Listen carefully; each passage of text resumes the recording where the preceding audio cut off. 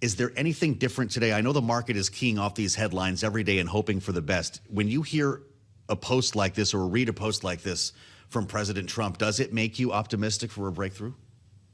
No.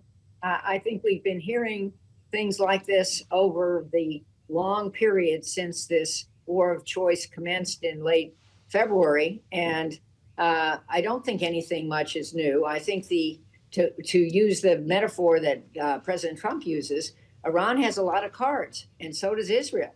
And both of them have to be in a place where it's to their advantage to end this, or at least slow this down. It's to our advantage to do that. But I don't really think to theirs at this point. I also don't think we have any really good military options, because if we now bomb the energy facilities of Iran, which would be the next logical target, they're going to attack the energy facilities of the entire region, and that will probably shut down even more oil and other resources from reaching the world, and make the markets even more closed. So when you're in a hole, stop digging. I am for some way to work this out. I was not for this war, and nor was anybody else that I really know of, other than the administration or maybe just the president. But I would like this to have a happy ending, but I don't see it yet. Well, and as you talk about the idea that if the U.S. were to pursue a military option, that it would spur Iranian retaliation, are we to believe, Jane, that Iran still does have the capacity to conduct such operations when we continually hear from the administration how most of their military apparatus has been destroyed? I know. They don't have a navy. They don't have missiles, etc. And that is true, that we have degraded their capacity. But they do have drones, and they're manufacturing more drones right now. And we've learned that modern warfare can be enormously effective using these small autonomous vehicles. And Ukraine has taught us that. So they're still in the game. Plus, the regime has not been replaced. Their third level, as Trump calls it, is very hardline and playing this game of cards pretty well. Interestingly, today, Pakistan is in town, Jane.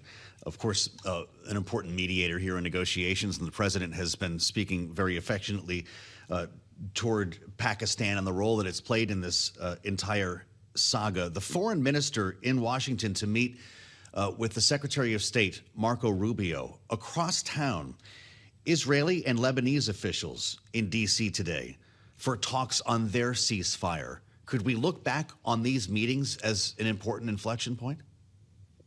I would like to look back at them or forward to them as an important inflection point. But again, I don't see it.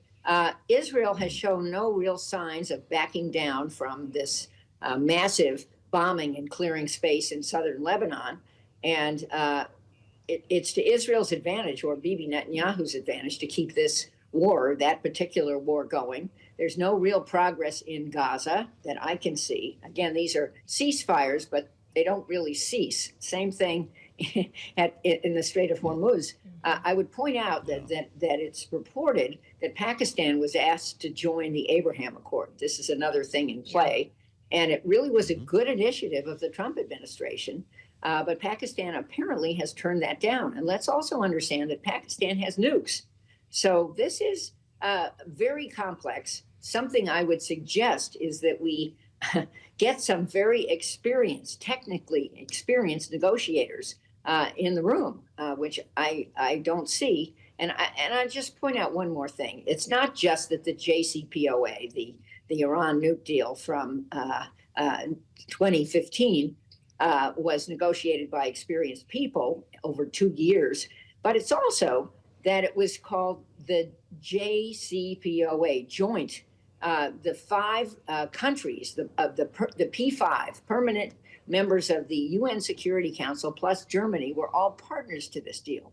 That would make another deal, if we ever make one, much more effective to bring back partners and allies. I know that's not a popular thing to say in this administration, but it was a mistake to me to push allies and partners away.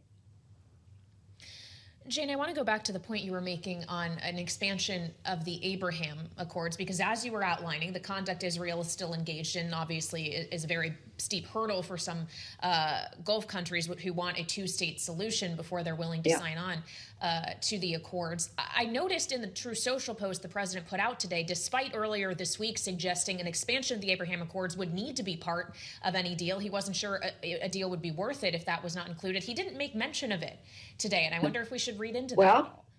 Well, let's see what he says tomorrow.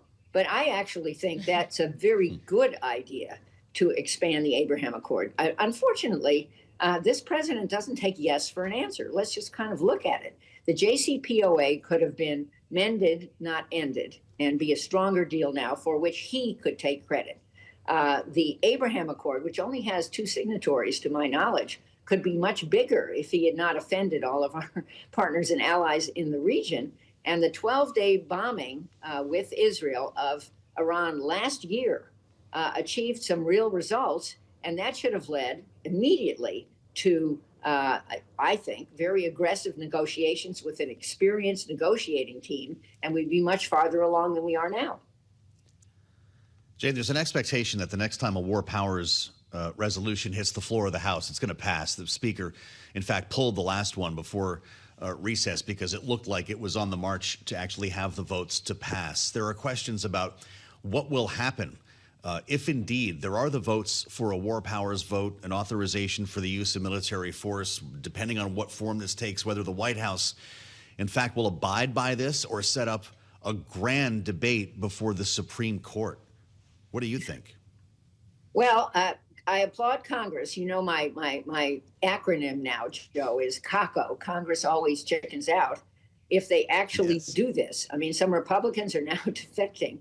But it's not just invoking the War Powers Act. It's then what will Congress do to put guardrails around this war, including ending it? What will Congress do about this metastasizing budget for this war?